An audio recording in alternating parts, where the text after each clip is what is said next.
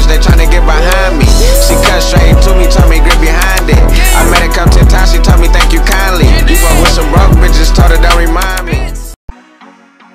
Yo, what's good YouTube? It's your man ChaMoma with another video. Today's video is about lockdowns, how one badge can change your opinion about lockdowns. Well, this one badge is Defensive Stopper. Defensive Stopper, if y'all know about the years of 2K17-16, Defensive Stopper used to drop everybody badges. But this year and last year, most people didn't know, if you have a point guard lockdown, pure lockdown, with Defensive Stopper on Hall of Fame, and you was checking a small forward, you will not be able to drop his badges. Basically, what I'm saying is lockdowns who cannot guard literally around the perimeter are point guards that only can check point guards and shooting guards. That means Defensive Stopper, they can check them, but Defensive Stopper will not drop their badges. For position, I have my lockdown a shooting guard. I prefer a shooting guard. It's a reason because of that. Just because this one badge will defy if you can drop somebody's badges or not. So most people are like, oh, point guard, okay, I'm gonna check the ball handler and the shooting guard. That's actually a good build. But if you get into like a dilemma of checking in Pro-Am a point guard, a shooting guard, and a small forward, basically a sharpshooter running around the arc, or a shot maker, or a play sharp around the arc in Pro-Am, you would not want to use a point guard build unless it's going to be very highly. Most people are going to have shooting guards this year, so it's going to be even. So if you're using a point guard lockdown or a lockdown sharp, you'll be able to drop people badges who's able to be point guards and shooting guards, but not power forward, not small forward, not centers. They made it that way for everybody cannot like have an OP lockdown.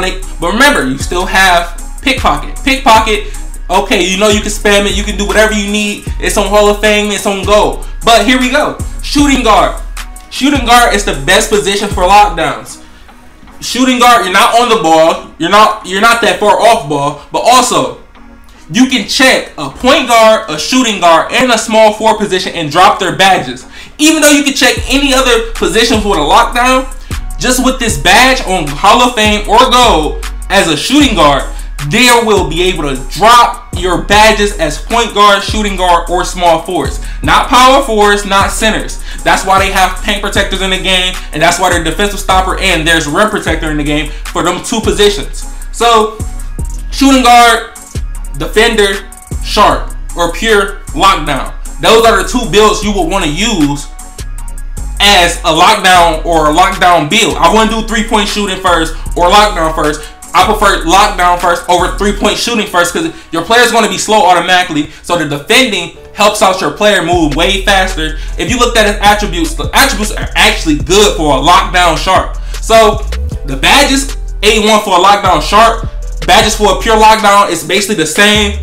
I'm gonna let you know this. Shooting guard, pure lock, or pure lock defender are going to be highly the best defenders around the arc.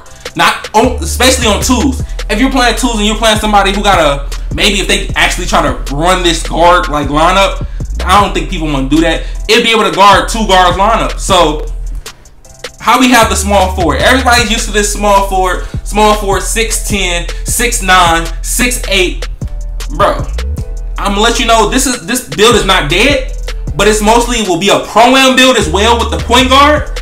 But I would prefer to have this as Pro-Am, not Park. Unless you're playing twos with a small forward lockdown, this will be the build for twos. Me as a play sharp and running with a small forward lockdown or a lockdown defender, this will work because he will be able to check shooting guards, small forwards, and power forwards. And this year we're going to see a lot of power forwards than centers this year. But the thing about this is there's a gap between the centers. So remember, you're not going to drop badges on any centers. Power forwards you can, small forwards you can, and shooting guards. So remember that. That's where a power forward rim protector come in at. But we're going to get to that in a few seconds. But this is a major build if you're playing twos. But you got to think about it. They made it this way, but there could be some balance and some skill gap. So if you're you're trying to check a center and you're a small forward lockdown, the best way you're going to stop them is basically having good defense, having your hands up, and maybe being kind of constant on that square button, but not too much. and you might get beat if you overuse square or whatever you, or X, square X, or I don't know what it is on Xbox, but if you overuse square.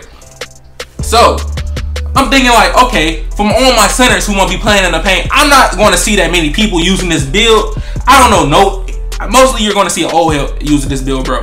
I never seen nobody have a pure rim protector, or like, I never seen that out of all the years I played 2K.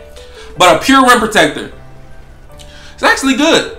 The thing about a pure rim protector, they can drop badges for small forwards. That's crazy. A pure rim protector can drop badges for small forwards, power forwards, and centers. And then if for the centers, it's only centers and power forwards. So remember that if you make a center pure rim protector or anything with rim protector in it, it's only going to drop the badges for power forwards and centers. But for the power forward, it's going to drop power forwards, centers, and small forwards.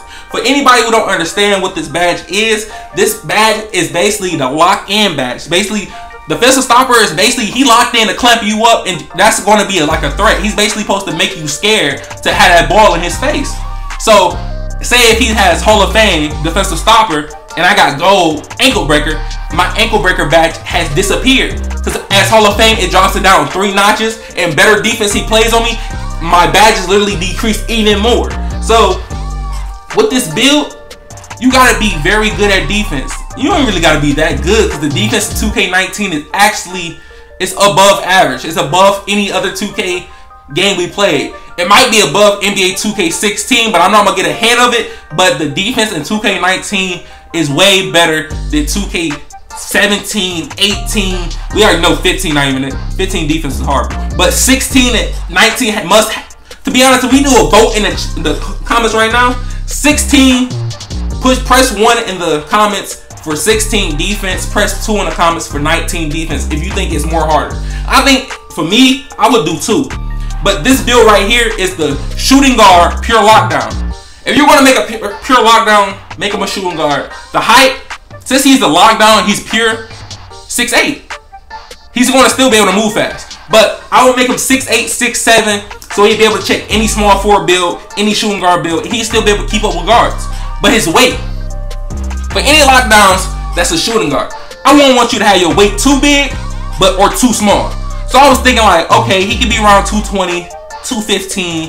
But I was like, no, that's too small. You're a lockdown. You're gonna have to put a body on somebody. So I'm thinking 225, 230. So I put it in between. I put 225 because imagine if you're a shooting guard lock and you might end up checking the center. The center maybe max weight is 290, but the thing about it, they're not gonna pick 290 every time. So their build might be maybe maximum 270 weight, to maximum 270 weight as an inside center, maybe outside, maybe have 250.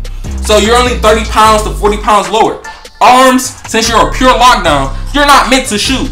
That's the reason why you have a lockdown sharp. You're not meant to shoot, so you might as well max out your arm span. But if you want to be a shooter with your lockdown, and you don't want to be making a lockdown sharp, you can make it low. But I prefer you to make a max arm span, because think about it. You're not going to be shooting, period, because their 3-ball is under 45. Their defense is out of this world. Their mid-range is 40. I think their close range is like a 78 or 80. That's the closest they got to any offense, is the inside layups and dunks. Their mid-range and 3 is the worst. So that's why you got this defending 3-pointer. Defending 3-pointer, it goes up to a total of 15. The mid-range goes to like 16 or so. But the height really matters.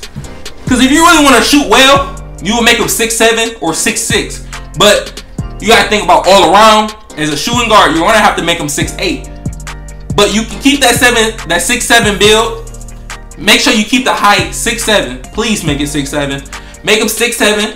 He'd be an all-around player, because you must see some guards that's going to be 6'6", 6'4". Shooting guards 6'6", 6'4", 6'7". Small forward 6'7", 6'8", 6'9". It's going to be rare to see. I don't think nobody's going to be making 6'10" builds like that this year, because I haven't seen nobody on YouTube even put out anything about 6'10" builds like that. I've seen a few 6'8s and 6'9s, shot creating sharps. I've seen a few of those shot creating slashers. I've seen a few of those builds. But this year, with these lockdowns, that one badge will change your method of playing defense, or how you're going to be playing this game. So remember, this will not be able to check or drop badges for centers, but with the weight, it's going to. So that's why it's really key of having weight. So with this build, since he a slap, basically he is sharpshooting defender, or as most people say, sharpshooting two-way defender, but a lockdown sharp, I will make him 220, but he can be able to still have speed. Because if you have a pure sharp on this game, their speed is horrible, just like glass center speed. A glass center and a sharpshooter speed is under 55 this year. So make sure you make your player at least 220, because he's still a lockdown, but also he's a sharp. I won't make him 200. He'd be too small. He'd get babied in the paint if he ever had to switch on the screen, and you will never know how to defend the player. So if you're new to this channel, I need you to like this video. If you gave you a lot of information of lockdowns in this one badge, but I need you to subscribe, join the loyal gang, roll to 15K. Follow me on Twitter, put on post notifications on Twitter and YouTube, for you will never miss out on videos, giveaways, and any other things that I do for subs. So make sure you like, comment, subscribe. It been your man ChaMoma. Make sure you hold on. First of all, this wingspan for the sharps. For this wingspan, make sure you make your wingspan. You can make it minimum, but I prefer you go 2 notches down, 84.3. And I'm out of here. Peace out. Talk to me nice.